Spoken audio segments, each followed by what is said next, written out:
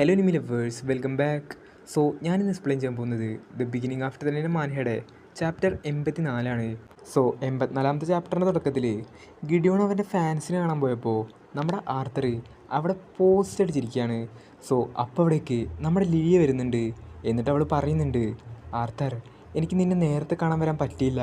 ഞാൻ പാർട്ടിക്ക് വളരെ നേരം വഴിയാണ് വന്നത്. എലനോറിനെ ആദ്യം എനിക്ക് വിഷ് ചെയ്യണമെന്നൊക്കെ ഉണ്ടായിരുന്നു, പക്ഷേ അതിനൊന്നും എനിക്ക് പറ്റിയില്ല. അപ്പോൾ നമ്മുടെ ആർത്തർ പറയുന്നുണ്ട്, അതൊന്നും കുഴപ്പമില്ല ലിലിയ, നീ ഇപ്പോൾ സ്റ്റുഡൻസ് കൗൺസിലിൻ്റെ സെക്രട്ടറി ആണെന്ന കാര്യം എനിക്കറിയാം. അതുകൊണ്ട് നിനക്ക് നല്ല തിരക്കുണ്ടായിരിക്കും. അത് സ്വാഭാവികമായൊരു കാര്യമാണ്. കുറേ കാലമായി ലിലിയ നമ്മൾ കണ്ടിട്ട്. അതെ, കുറേ കാലമായി. അപ്പോൾ നമ്മുടെ ലിലിയ അവളുടെ മനസ്സിൽ ചിന്തിക്കുന്നുണ്ട്, ആർത്തർ ഇത്ര കയറ്റി വെച്ചോ. അതിനുശേഷം നമ്മുടെ ആർത്തറും ലിലിയയും ഒരുപാട് കാര്യങ്ങൾ പറയുന്നുണ്ട്. അപ്പോൾ നമ്മുടെ ആർത്തർ പറയുന്നുണ്ട്, നീ ഇപ്പോൾ ആ പണ്ടത്തെ പേടിത്തൊണ്ടിയായിട്ടുള്ള കുട്ടിയല്ല, നീ ഇപ്പോൾ ആകെ മാറിയിരിക്കുന്നു. ആർത്തർ, നീ എന്താ പറയുന്നത്? നീ എന്നെ കളിയാക്കാണോ? എന്തായാലും നീ ഇപ്പോൾ ഏറ്റവും വലിയ അക്കാദമിയിൽ പഠിക്കുന്നു. കുറേ ചെക്കന്മാർ നിന്നെ നോക്കുന്നുണ്ടായിരിക്കും അല്ലേ? നീ എന്താ പറയുന്നേ? എനിക്ക് ബോയ് ഫ്രണ്ടൊന്നുമില്ല. പക്ഷേ നീ കാരണം എൻ്റെ ലൈഫിൽ ഒരുപാട് മാറ്റങ്ങൾ വന്നിട്ടുണ്ട് ആർത്തർ. അങ്ങനെയാണെങ്കിൽ നീ ഏതെങ്കിലും ചെക്കന്മാരെ നിൻ്റെ വീട്ടിലേക്ക് കൊണ്ടുവന്നാൽ ഞാൻ ആദ്യം തന്നെ അവനെ പരിശോധിക്കും. ശരി ആർത്തർ. അപ്പോൾ അവിടേക്ക് നമ്മുടെ ഗിഡിയോൺ വരുന്നുണ്ട്. സോറി യങ് ലേഡി, ഞാൻ ഈ ചെറുപ്പക്കാരനെ കുറച്ച് നേരത്തേക്ക് എടുത്തോട്ടെ. അപ്പം നമ്മുടെ ലിലിയ പറയുന്നുണ്ട്, അതിനെന്താ മാസ്റ്റർ ഗിഡിയോൺ. ആർത്തർ, നമുക്ക് പിന്നീട് സംസാരിക്കാം എന്ന് പറഞ്ഞിട്ട് അവൾ അവിടെ നിന്ന് പോകുന്നുണ്ട്. അപ്പം നമ്മുടെ ഗിഡിയോൺ പറയുന്നുണ്ട്, നീ പെൺകുട്ടികൾക്കിടയിൽ വളരെ പ്രശസ്തനാണല്ലേ. ആ കുട്ടിക്ക് നിന്നോട് ഇഷ്ടമുണ്ടെന്ന് തോന്നുന്നു. എനിക്കറിയാം. പക്ഷേ നിങ്ങൾ വിചാരിക്കുന്ന പോലത്തെ ഒരു ഇഷ്ടമല്ല അവൾക്ക് എന്നോട് നന്ദിയാണുള്ളത്. അതായത് ഞാൻ അവളെ ഒരുപാട് സഹായിച്ചിട്ടുണ്ട്. അതിനുള്ളൊരു നന്ദി മാത്രമാണ് അവൾക്ക് എന്നോടുള്ളത്. നിങ്ങളിപ്പോൾ എന്തിനാ ഇങ്ങോട്ട് വന്നത്? എന്നെ പ്രണയം പഠിപ്പിക്കാൻ വേണ്ടിയാണോ? അതെ, ഞാൻ നേരത്തെ പറഞ്ഞതുപോലെ നിൻ്റെ അറിവ് എനിക്ക് വേണം. അപ്പോൾ നമ്മുടെ ആർത്തർ പറയുന്നുണ്ട്, സ്റ്റീം എഞ്ചിൻ ബ്ലൂ പ്രിൻ്റ് കൊടുത്തപ്പോൾ തന്നെ ഞാൻ ആശങ്കപ്പെട്ടു. എൻ്റെ കണ്ടുപിടുത്തങ്ങളും അതുപോലെ എൻ്റെ അറിവും ഇല്ലാതെ തന്നെ ഈ ലോകം നല്ല രീതിയിൽ പോകുന്നുണ്ട്. അങ്ങനെ തന്നെ പോയിക്കോട്ടെ. അപ്പോൾ ഗിഡിയോൺ പറയുന്നുണ്ട്, നീ എന്താ പറഞ്ഞു വരുന്നത്? ഈ ലോകത്തെ തന്നെ മാറ്റാൻ കഴിയുന്ന കണ്ടുപിടുത്തങ്ങൾ നിൻ്റെ കയ്യിലുണ്ടെന്നാണോ? അപ്പോൾ നമ്മുടെ ആർത്തർ പറയുന്നുണ്ട്, ഇയാൾ ഞാൻ പറയുന്നതല്ല കേൾക്കുന്നത്. ഇയാൾക്ക് എന്താ കേൾക്കാൻ ആഗ്രഹമുള്ളത് അത് മാത്രമാണ് ഇയാൾ കേൾക്കുന്നത്. എന്നിട്ട് ആർത്തർ പറയുന്നുണ്ട്, മിസ്റ്റർ ഗിഡിയോൺ, ഞാൻ നിങ്ങളുടെ സെൽഫിഷായിട്ടുള്ള ക്യൂരിയോസിറ്റികൾക്ക് ഉത്തരം നൽകാനല്ല ഇവിടെ നിൽക്കുന്നത്. അപ്പോൾ ഗിഡിയോൺ പറയുന്നുണ്ട്, ഓക്കെ, ഞാൻ ചോദിക്കുന്ന ചോദ്യങ്ങൾക്ക് നീ ഉത്തരം നൽകിയാൽ നിനക്ക് തക്കതായ സമ്മാനം ഞാൻ തരാം. ഒരു ഗീവ് ആൻഡ് ടേക്ക് പരിപാടി, അതിന് നീ ഓക്കെ ആണോ? അപ്പോൾ നമ്മുടെ ആർത്തർ പറയുന്നുണ്ട്, അങ്ങനെയാണെങ്കിൽ നമുക്കൊരു ഡീൽ വെക്കാം. ആ സീനോടെ കഴിഞ്ഞതിന് ശേഷം നമ്മുടെ എലനോറിന് കിട്ടിയ ഗിഫ്റ്റ് എല്ലാം പൊട്ടിച്ച് നോക്കുകയാണ്. അപ്പോൾ നമ്മുടെ ആലീസ് പറയുന്നുണ്ട്, മോളെ ഈ ഡ്രസ്സ് കൊള്ളാം. അപ്പോൾ നമ്മുടെ എലനോർ പറയുന്നുണ്ട്, അമ്മേ വീണ്ടും ഒരു ഡ്രസ്സോ? ഈ ഡ്രസ്സല്ലാതെ വേറൊന്നുമില്ലേ? അപ്പോൾ നമ്മുടെ ആർത്തർ പറയുന്നുണ്ട്, ഇവിടെ ഒരു വല്ലാത്ത പെട്ടി എടുക്കുന്നുണ്ടല്ലോ. അപ്പോൾ നമ്മുടെ എലനോർ പറയുന്നുണ്ട്, ചേട്ടാ എന്നാ പെട്ടി ഇങ്ങോട്ട് കൊണ്ടുപോവാ. എന്നിട്ട് അവൾ ആ പെട്ടി തുറക്കുന്നുണ്ട്. അപ്പോൾ നമ്മുടെ ആലീസ് ചോദിക്കുന്നുണ്ട്, ഇതാരാ കൊണ്ടുവന്നത്? അപ്പോൾ നമ്മുടെ ആർത്തർ പറയുന്നുണ്ട്, ഇതാരാ കൊണ്ടുവന്ന് എനിക്കും അറിയില്ല, പക്ഷേ ഇതിൻ്റെ ഒപ്പം ഒരു ലെറ്റർ ഉണ്ട്, ഞാനൊന്ന് വായിച്ചു നോക്കട്ടെ. പ്രിയപ്പെട്ട എലനോർ, വസ്ത്രങ്ങളും അതുപോലെ ടീ സെറ്റുകളും കണ്ട് നീ ഇപ്പോൾ ബോറടിച്ചിരിക്കുകയെന്ന് എനിക്ക് തോന്നുന്നു. അതുകൊണ്ട് ഈ സമ്മാനം നിനക്ക് എന്തായാലും ഇഷ്ടപ്പെടും.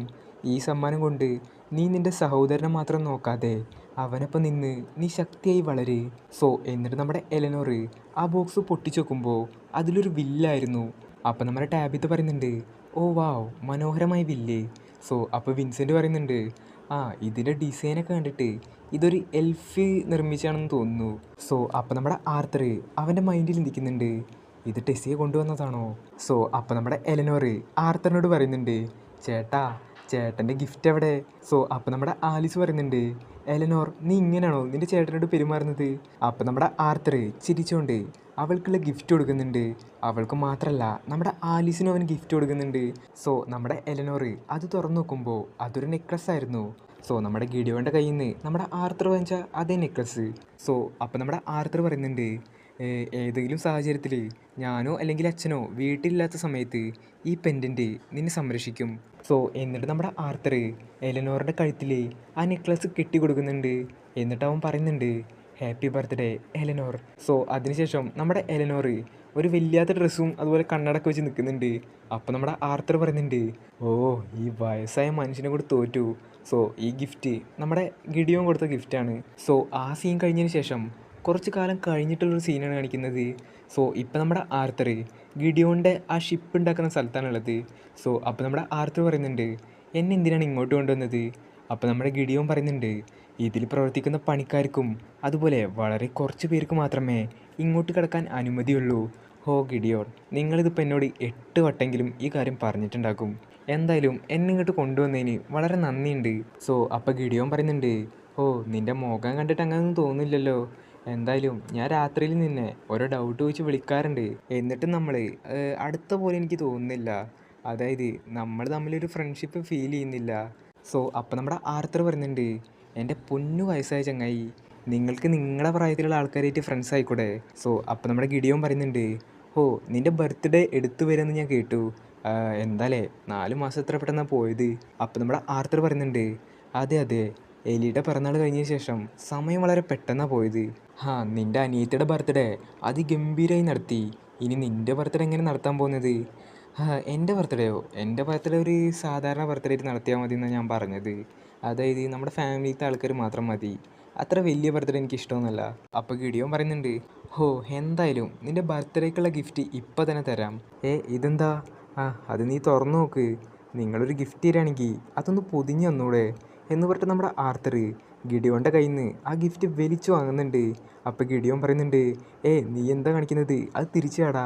അപ്പോൾ നമ്മുടെ ആർത്തർ പറയുന്നുണ്ട്, ജസ്റ്റ് കിഡിങ്, ഞാനിതൊന്ന് തുറന്നു നോക്കട്ടെ എന്ന് പറഞ്ഞിട്ട് അവൻ ആ ബോക്സ് തുറന്നു നോക്കുമ്പോൾ അത് കയ്യിലിടാൻ പറ്റിയൊരു കെയ്ച്ചേനായിരുന്നു.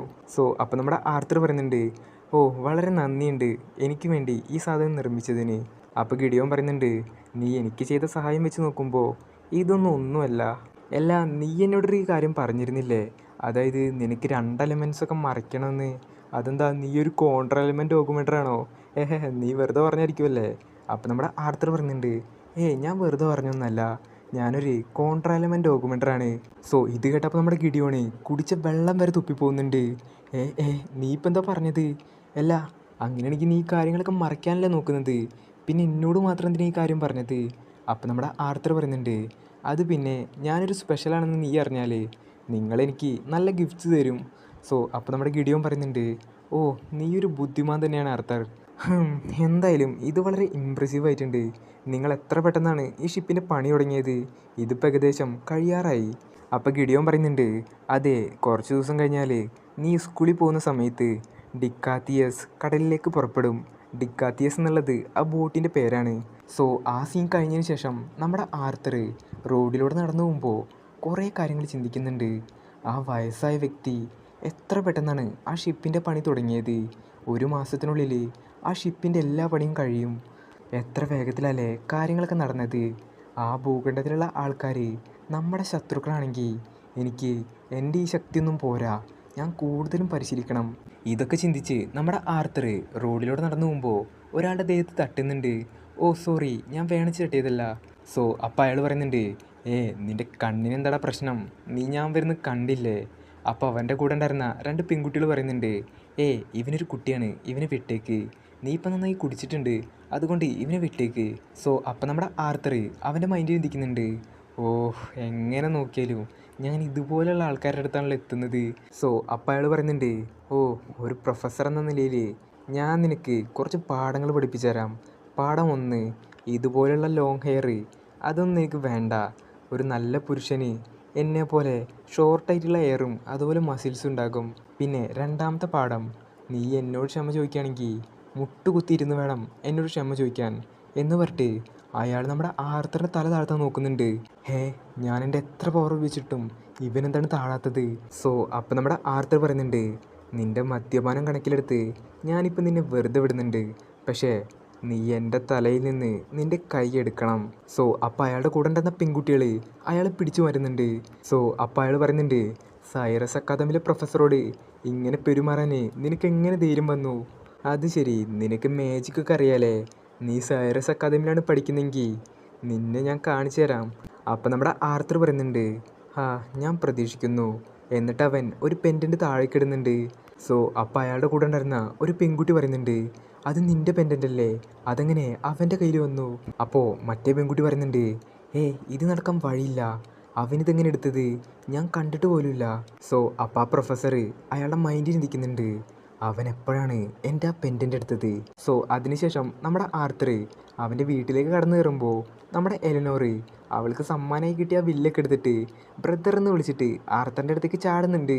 കൂടെ നമ്മുടെ സിൽവിയും ക്യൂ എന്ന് പറഞ്ഞോട്ട് ചാടുന്നുണ്ട്. സോ നമ്മുടെ ആർത്തറാണെങ്കിൽ ഇവരധികം മൈൻഡ് ചെയ്യാതെ പറയുന്നുണ്ട്, എലനോർ അമ്മ അച്ഛനവിടെ. അപ്പം നമ്മുടെ എലനോർ പറയുന്നുണ്ട്, ചേട്ടൻ തന്നെ മൈൻഡ് ചെയ്യാത്തത്, അച്ഛനമ്മ ലിവിങ് റൂമിലുണ്ട്, എലീജയും കൂടെ ഉണ്ട്, നിങ്ങളുടെ രണ്ടുപേരുടെയും യൂണിഫോം വന്നിട്ടുണ്ട്. സോ അങ്ങനെ നമ്മുടെ ആർത്തർ ലിവിങ് റൂമിലേക്ക് പോകുമ്പോൾ നമ്മുടെ എലീജ അവൻ്റെ യൂണിഫോം പിടിച്ച് നിൽക്കുന്നുണ്ട്. സോ അപ്പം നമ്മുടെ റെയ്നോൾഡ് പറയുന്നുണ്ട്, ഓ ആർത്തർ നീ വീട്ടിലേക്ക് വന്നല്ലേ.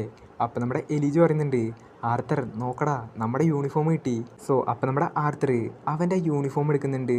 എന്നിട്ട് നമ്മുടെ ആർത്തർ അവൻ്റെ മൈൻഡിൽ ചിന്തിക്കുന്നുണ്ട്, എന്താലേ ഞാനൊരു ഓർഫണായിരുന്നു, പിന്നീട് ഞാനൊരു കിങ്ങായി, പിന്നെ ഞാനൊരു കുട്ടിയായി, പിന്നെ ഞാനൊരു അഡ്വഞ്ചറായി, അവസാനം ഞാനൊരു സ്റ്റുഡൻ്റ് ആയിരിക്കുന്നു.